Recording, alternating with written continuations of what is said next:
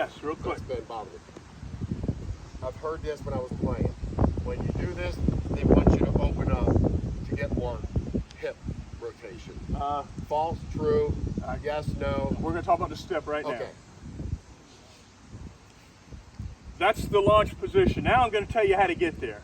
All right? So you guys, I'll go ahead. I want you all to feel it. Feel it again. Just kind of right where you are. Go ahead, get in that launch position. Turn the shoulder just a little bit. Look at the shirt right here. Yes, sir. See that? You know what's underneath that? His oblique. You can see the wrinkles in his shirt. He has stretched that oblique just by turning the shoulder in but leaving the hip there. All right? So you want to stretch it, now release it. So let's do some turning just right here. Ready? Stretch it, release it. Stretch it, release it. Stretch the oblique, release the oblique. Keeping your feet on the ground because that helps create more torque. All right? So it's as easy as that. If we want to hit the ball farther, we want to use that. We want to put that muscle on stretch first. So watch this. And it's an explosion. It happens quick. All right, so I'm going to go right here. This is the most important position. This is the launch position. My feet, shoulders width apart. You'll notice, you just asked, this foot it's not totally closed. It's open a little bit, all right? Because I need that resistance. So it needs to stay closed. So when we step, we do actually step closed. But it's gonna turn. With the torque. It's Notice gonna where open. Bob's front foot is right now. Remember how he said the line, draw your line, Bob. Get to launch position, draw your line. I used to always say step to the pitcher, but really, if you really want to be technical about it, the pitcher's here. If you're stepping to the pitcher, you're kind of stepping in. We really don't want that. We want it straight ahead, just like Bob has. Every time you stride, your foot should land almost in the same place right there. There's a couple of little changes which we'll get to later. That's perfect launch position. I'm going to talk about the stride in just a second and how it gets you away from this position. Now look, this is ideal. Major League Baseball players don't have as much time as us. They have got to be in this position. And when you see the picture, you'll see that. All right, so watch. I'm just going to hit this one right from my launch position. Ready? So I've stretched the oblique a little bit. I've got my hands up, my knuckles in a straight line, my foot's down. When I say go, it's launch time. I'm going to go from here to there. All right? Ball's not moving. I didn't step. All right? I'm in my launch position. Here it comes. When it's time to go, I go. Were those good hard line drives? You notice he did that standing still from launch position. Got it? That's where you can see when you have perfect technique, you hit balls harder and farther than you ever will just with the technical things like Bob's demonstrating right there. Those are two perfect swings. I'm going to ask all of you to find that launch position and just start from there. Now here's where we get in trouble. You guys ready? How many guys in my group that I say we have stride issues? Raise your hand. The stride is overrated. I'm going to take some swings tomorrow without stepping. I'm going to get in my launch position. All right. When the pitch comes, I'm going to do this. I'm just going to pick my heel up and put it down. So I'm going to hit this one with no big stride. Pick it up, put it down. Oh no. What was the wind? It's the bat. It's the bat. Wind blown. That is hot. Right? You understand that? Yeah. But here's what you guys want to do. The stride is overrated. It actually gets us in trouble. Watch this. Ready? I'm looking good in my stance. Here comes the pitch. I just stepped out. Look at my hips. What just happened to my hips? They opened up early. My hands haven't done anything. My hips opened up early. I also changed my swing plane now. I'm only going to be able to hit an inside pitch. But sometimes we see a pitch coming inside and we think we have to, it's called an overreaction. Don't overreact to the inside pitch. here's what I'm going to give you. I'm not telling you that I step in the same spot every time. I'm going to give you a half a shoe. Everybody say half a shoe. I'm going to give you a half a shoe. You're allowed. So if that pitch is inside, I'm in my stance, no matter how I'm standing, I'm in my stance. I see inside pitch, I'll give you half a shoe. Why only half a shoe? My hips can still be closed with half a shoe. Does everybody understand what he's talking about?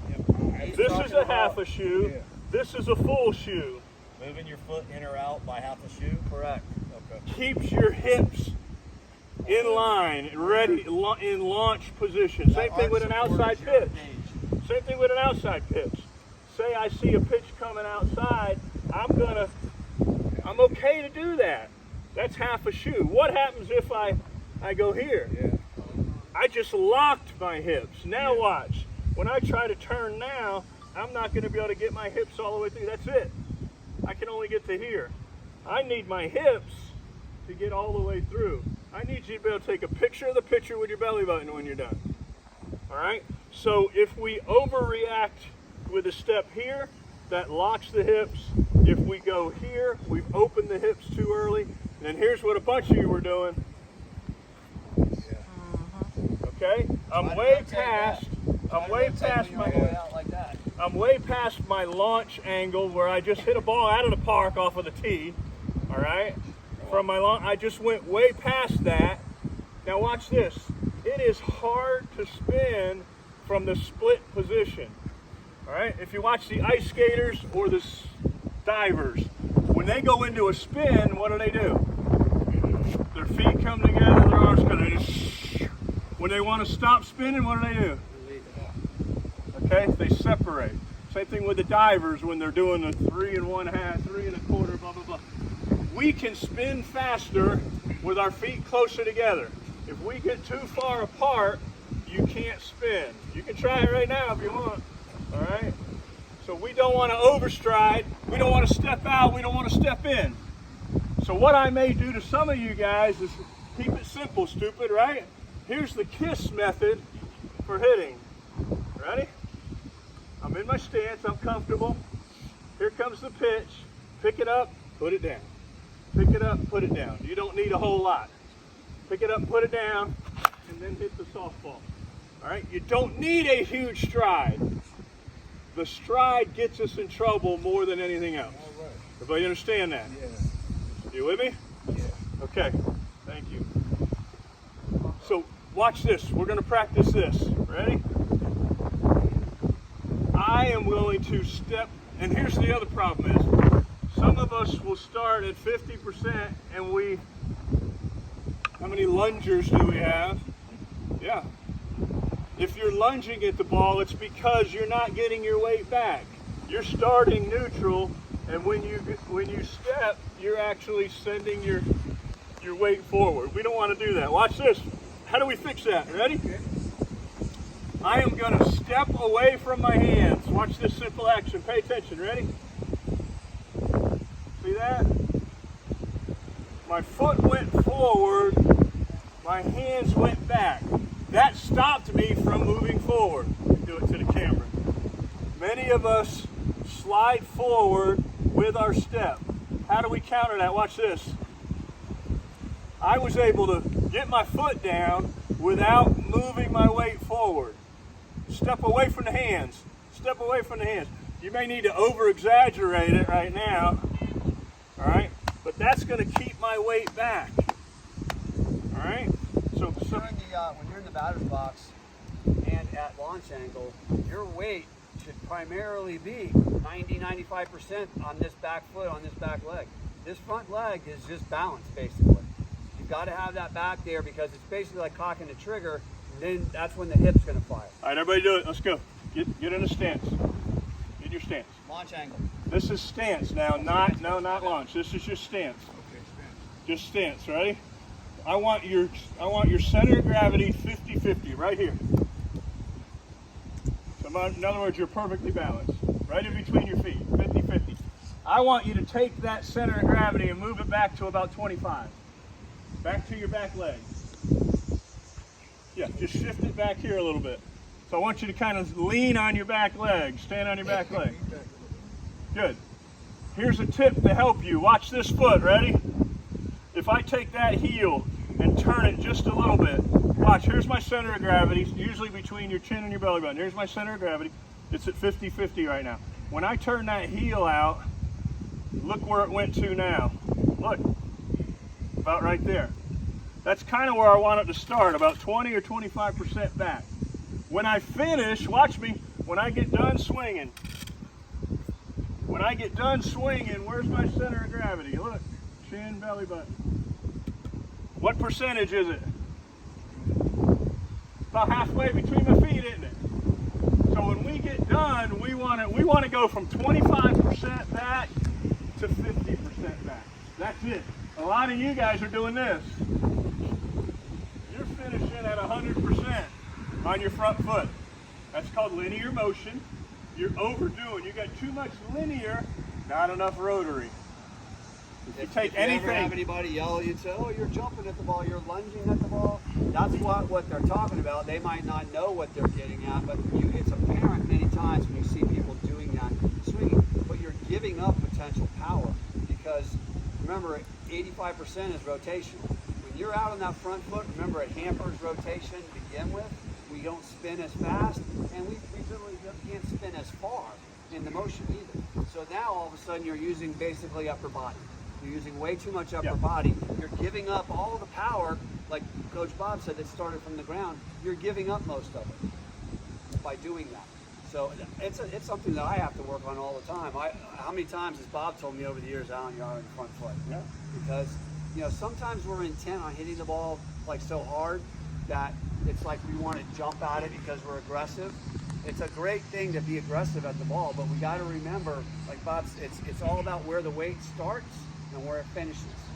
We always want to have that stable 50-50 foundation at finish. That tells us that we've done everything correct. This is so easy to work on, guys. You can do 100 of these a night. You can get to your 2,000 reps quickly, all right? So here's what it's going to look like in full motion. Tomorrow I'm going to show you the drills. I want you to get some swings from launch position, all right? Then we're going to break it into 2 steps. Watch. Later we're going to go stretch, release. We're going to stop. We're going to pause. So now I want you to practice stepping away from your hands. I want you to practice striding without overstriding or putting yourself in a bad position. So then the other drill would be stretch, release. All right? Got it? After you've done that a few times, then we're going to tie it all together. So when it's game time, we're not going to pause. It's going to be one continuous action. Watch how easy it looks. Ready? Here comes the pitch. I'm in my stance. Let me have a little fun with it. I'm in my stance. All right? Here comes the pitch. I'm going to get to that launch position, and then I'm going to go. One continuous action. Ready? Here it goes, and boom. All right? That was with a open stance. All right? Here's this guy here, likes to talk to the catcher. Hey, dude, how you doing? All right? Here it comes. I'm going to step away from my hand, and I'm going to hit the softball. Okay? You with me? It doesn't matter which way I was facing, did it? The important stuff happened when I got here. Nothing important happens till your front foot hits the ground. Okay?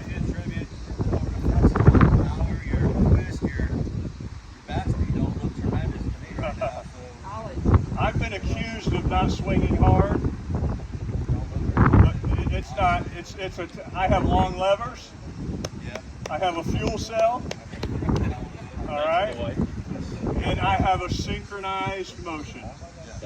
Okay, I move that energy up, and I deliver it, and I'm hitting it at the right part of the ball. It all works. I don't know how, but it does. All right, God gave me some ability. All right, but it should look easy. I want it to look easy. All right, So now we're standing here comfortable. I'm going to step away from my hands. I'm going to get to that launch position. I like the terminology stretch, release. I'm going to stretch and I'm going to release. So here comes the pitch. I'm going to stretch and I'm going to release. Okay? That's the bat. Here, try this again.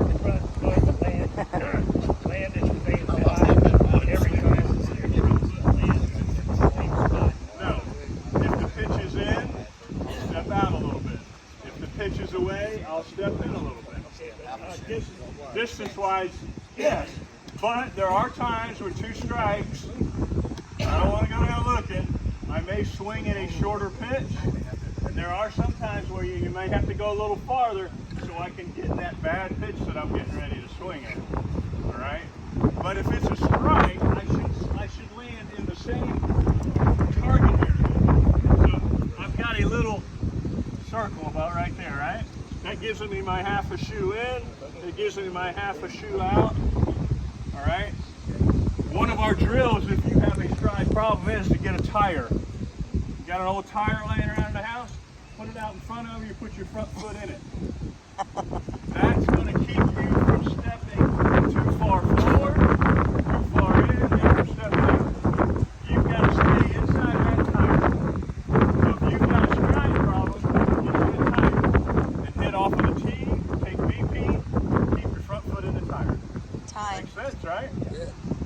Sometimes, along with what Bob was saying, I've taught some of my individual people that I've coached that the dirt can be a report card, because what we're after is exactly what Bob was talking about. Is should be landing pretty close to that same spot every time. So I'll take a couple swings off the piece of dirt.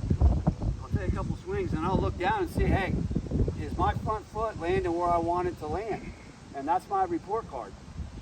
Of course, like Bob said, if you really have a stride problem, you can sometimes do it. You know, you go to the extreme of getting a tire. We used to have stride boxes that we would make with 2x4s, and you had to stay within the box. If you didn't, your foot's going to hit the back side, the side of it, or here and here, and now you're stumbling around. I really don't like that anymore, because next thing you know, we twist an ankle or something, we hurt ourselves. But this is an easy way to do it. But the report can be, the dirt can be a great report card. One little thing before we break. What Bob talked about this is like a neutral stance. I like having at our age a slightly open stance. I do think it allows us to see the ball with both eyes really good. But again, as Bob said, it's not critical, but that's what I like. But what Bob was talking about with this back foot here, this would be neutral because it's even like this, is moving that 2-inch movement right there is really a key thing, because you can feel when you do it. So all of you do that. Just stand neutral, put your hands up like you got a bat in them. Now move that heel back. Now feel what it does. You can feel it immediately. Can't you feel it? Yeah. You can feel it moving up the leg. I like to say it's almost like creating a hair trigger on a handgun, because now this hip, if you know the righties, of course, this for the lefties, this hip has to go from here to here. Okay? The faster, like Bob said, the faster you spin, the farther it goes. The faster this hip goes from here to here, the faster bat speed you're going to have. Okay? But this is a way, when you get that thing neutral and then you back it like that, you got that hair trigger, and then you get that weight back on this back leg, you can feel it all right there, and it's just ready to go. It's just ready to go. So then you're here, boom, here to there, quick. No wasted movement, just like that. All right, one last thing. So let's break it down even more, all right? I tried to simplify it for you, all right? Launch position, stretch and go. So what's really happening is when I turn that foot out, it's also going to help me rotate. It's going to help me rotate. So all my guys from that field that I said you need to rotate better, I want all of you to turn that heel out a little bit. What happens if you turn it too far? I just opened my hips too early. All right, so we don't, if this is good, it doesn't mean this is better and this is best. All right, I know that's the American way. Just turn it a little bit. All right, so what's really happening, guys? My energy, I get it from the ground. I I get my feet on the ground, I'm creating kinetic energy. Now what it's going to do is it's got to start moving up my body. So the next, I call this the door. This door has got to open to allow that energy to get to the core, right? So what we don't want to do is open that door early by stepping out. And again, when we step in, we lock that door. It's not going to be able to open. Some of you just hit without spinning. Can I still hit a softball without spinning? Watch. I can I? Yes. And that's what some of us are doing. We're up there, Upper body. you know? We're not using this at all. This thing here gets a bad rap. For years we taught squish the bug, squish the bug, squish the bug. Now the new, you know, the damn analytics and the techie guys are saying, we don't squish the bug, you know. You know what this really is? It's the end result. That foot actually tells me, watch, if I turn my hips and take a picture of the picture, what happened to my back foot? It turned, all right? So what we really want to do is we want to rotate and we want to squish the bug. It's just an analogy that we use for little kids. You're not really getting energy from doing that. It's the end result of getting your hips through. But if I'm watching you, watch this. Ready? Watch this. Watch that leg. Ready? Here I am hitting. Okay? I hope he's hitting it okay. And I could still get a little something on it. Okay. So I'm up here and, all right. Did this move at all?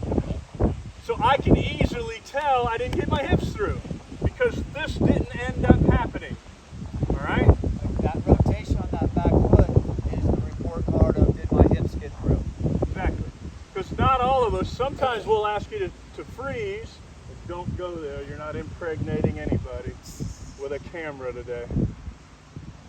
What we'll sometimes ask you to do is when you're done, look and see. Can you take a picture with your belly button? Yeah.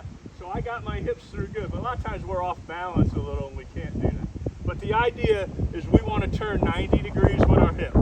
They start here, closed, neutral, and we want to get to here. All right? Now you'll see some hitters that will over-rotate and really get after it. Some of the big boys that are hitting at 450 feet, you'll see them finish like this. They'll hit. You know what I mean? That's rotation, isn't it? That's about, if this is 90, this is 180. We definitely don't want to, I don't want to see anybody do a 360. That ain't going to help you hit it farther. But if you can get 90 or 180, you got some of the big boys that'll really get after it. Okay? Now some of them will also do this. What am I really doing when I pick this foot up? Putting the weight on your back? What am I doing? Are you putting the weight on the back? Loading up. Yeah, I am putting my weight on my back foot. That ain't rocket science, is it? Can my weight be on my front foot right now? No. So what that leg lift really is just guaranteeing that you're getting your weight back. Okay. But remember, we want our weight to be back, and we want it to finish in the middle. We don't want it to finish on your front foot. Is that long? Is that big leg kick like this? Is that required to get our weight on our back foot? No. No, it's not. It looks good though. That's all. Yeah. I That's prefer, all. look, I got a little weird kick when Yeah. Bob and I are going to hit some balls for you guys later. You're going to see some differences between our two techniques. But the bottom line is what we're after is what Bob's been saying from day, from then and here is weight off back here, ready to cock this, and boom, take quick All right, rotation. so here we go. We're going to get to the hands now. So there's really 3 steps to the swing. All right? 1, getting that front foot down. Got it? Yes. Got to get your foot down. That's when it all starts. Number 2, rotate the hips. Move it up. Number 3 is get the hands going to the ball. Right? So we just talked about the grip. I want everybody to get your hands up right now. Get your hands, even if you don't have a bat on you, get it up here. We like to talk about your hands should be up, back, and in. Start right here at your belly button. I want your hands to go up to the shoulders, back to the shoulder, and in towards the shoulder. This is the ideal position. When I show you that picture of those major leaguers, they're actually maybe a little bit higher, all right? And they've got a little bit of a bat wrap. But we'll talk about that later. I want you guys to get those hands up, back, and in. Ready? Up, back, and in. I want those hands to sit right there. Look at my elbows. What are they? If your elbows had eyes, they'd be looking at the ground. I don't want this. All right. I don't want any chicken wings. I don't want the back one up. All right, I definitely don't want both of them up. All right. Upside down V. Give me an upside down V. You got it. All right. If that bat is out in your fingers and your knocking knuckles are lined up, you'll get the V. Watch this. When I line those punching knuckles up, look what happens to my elbows. Spread out. They start coming up. So some of you guys that hit with that high back elbow, it's all because of your top hand grip. It's bad. Okay. Lay that elbow down. That's going to help you get that bat out in your fingers. All right? You with me? Now, I want you to feel strong. This is also, are we stronger in here or are we stronger out here? We're stronger inside, right? So I want you to think about staying here. Now, here's a new concept that I like to use. All right? I saw a video of Corey Seager hitting one of those bombs that he hit in the World Series. All right? And they had a triangle. They had a triangle built right here from right arm, left arm, and shoulders. And he went from here, he had the same triangle the whole time through his swing. Even at contact, he still had this triangle. You see that? He hit a home run and never got his arms extended. All he did was turn the barrel to the ball. No extension at all. So I want you guys to start thinking of that concept. What we do wrong, I want you to stay connected. That's my new word. Stay connected. Watch me. I'm here comfortable, feeling strong. Watch. I'm not going to move my hands. I'm going to turn my hips. I'm going to get my foot down. I'm going to turn my hips. That's just hip action. What did my hands do? They started moving in the right line. I'm still connected. All right? Now if I keep going and keep turning, that barrel is now going to come through. I still haven't extended my arms. Now I don't want everybody to hit with gator arms, so I'm not telling you to not extend your arms, but here's what we do wrong. All right? We overreact. Here's what you guys on my field were doing. Ready? Here comes a low pitch. So I got my foot down, and now it was a low pitch, and I went, you guys are going here. I'm thinking you got to go down and scoop that ball up.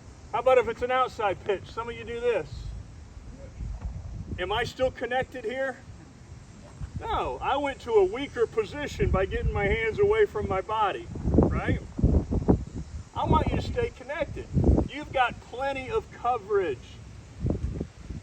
Let's do some math. Come on up a little closer. This board is 19 inches wide. Ready? How far away from that board am I standing? That bat is 30, how long, Alan? 34 inches. What am I, about 26? Yep. I'm 26 inches from the board. 19 inches of board, give me 26 and 19. 45. I'm 45 inches away from the outside part of that board.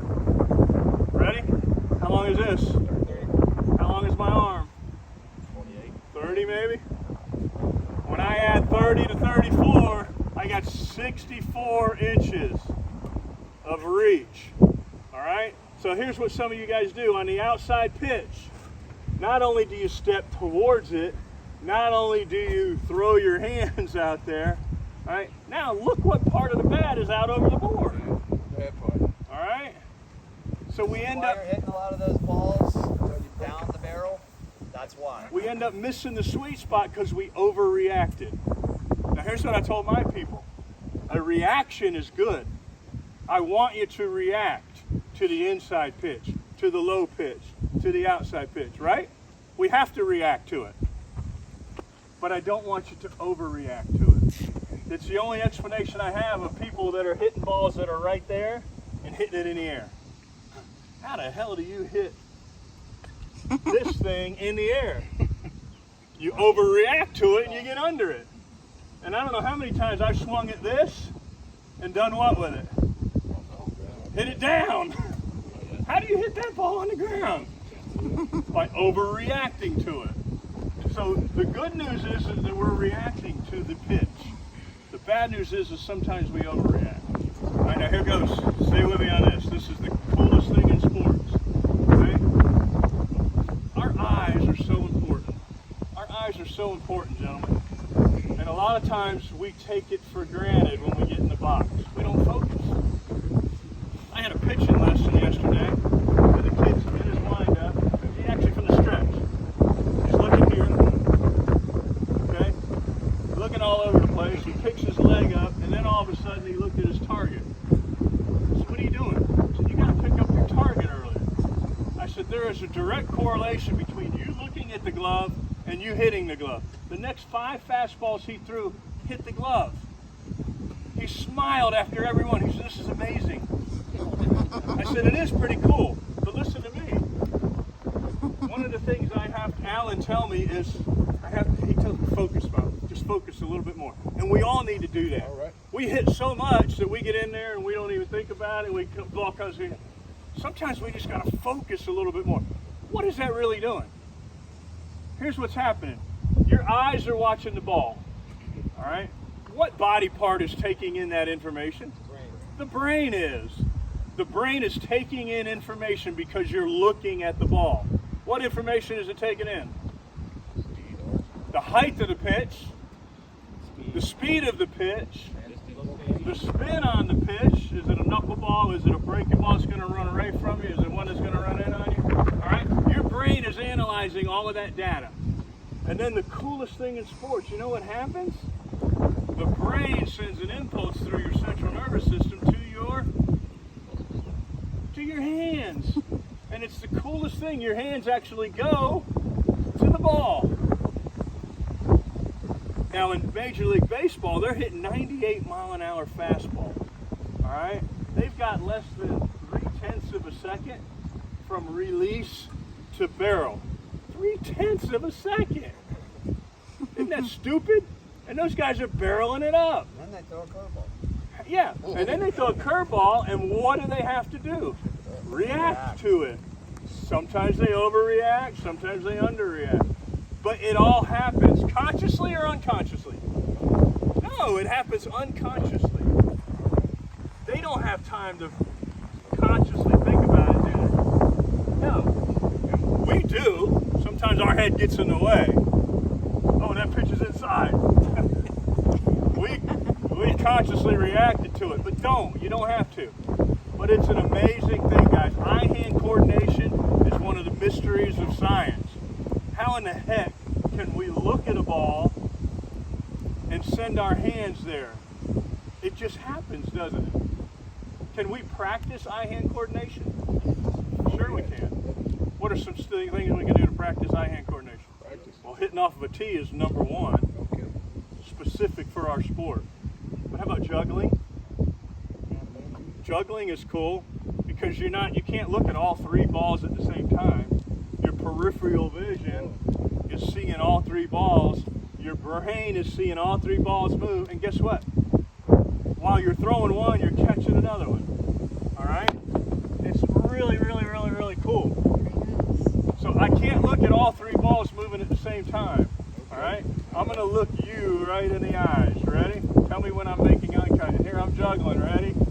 Am I eye contacting you right now? And I'm still juggling. I can look at you guys. And I'm still juggling. All right? See that? Oh, I dropped one.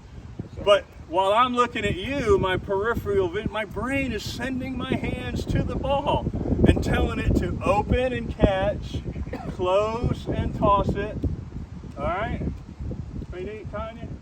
I'm looking at you, girl. I'm trying to do that. All right? Really, really We cool. always call Bob a clown. But That's all part of eye-hand coordination. How about ping pong? Ping pong's great. Yeah. A lot of times, I'll be playing, someone hit it over there, I'll just go like this, whoop, and hit it back over. I didn't even look at it. My hands just went there. You know, a lot of major league clubs over Have the ping years pong have tables. put ping pong tables in clubhouses because it's been proven to help eye-hand coordination. It's another little tool. So that is something you can practice. Now, fortunately, unfortunately, some of us are born with a better ability with the eyes and the hands, okay?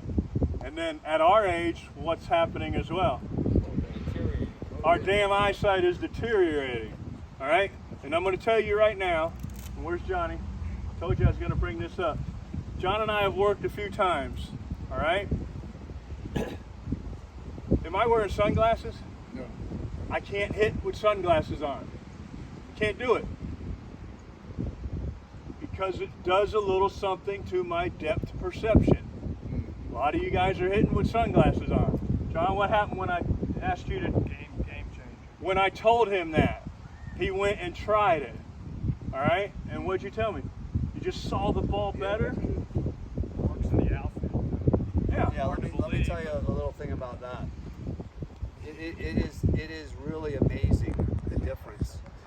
I like sunglasses. I have my own line of sunglasses. I've been with Oakley for 25 years. Okay. I have plethoras of sunglasses. You'll never ever see me hit with sunglasses or play the outfield with sunglasses unless I absolutely have to. Unless that sun is going to bother it, when you know what I mean. And sometimes that even sunglasses make the the sunspot even bigger. Sometimes. Okay. All right. So just understand that. What I'm trying to prove here is the importance of the eyes. When I was coaching baseball, we had a kid go in a slump. Guess what we did? Go to the eye doctor. Yeah. Go get your eyes checked. All right. If you have bifocals on, Okay. bifocals. Yeah. What do you call them? Contacts. All right. Took a while to get used to it. Yes, it's the fly balls are rough on you sometimes. And even seeing the ball at night. We play at night. It ain't no fun as a senior, is it? No. Especially in the Goodness. outfield. No. We've lost some of that depth perception. Now we have no sky to help us. But I'm just telling you, the eyes are very important. Why are the eyes important? Because they're the window to the brain, and then the brain processes the information and it sends the hands there. So here's why I like tee work, and then we got to go eat soon, right? 12:30. It's 12:30. Holy cow. Here's why I like tee work. All right? This ball is not moving. If I can't hit it good 8 out of 10 times with it just standing there, then there's a disconnect.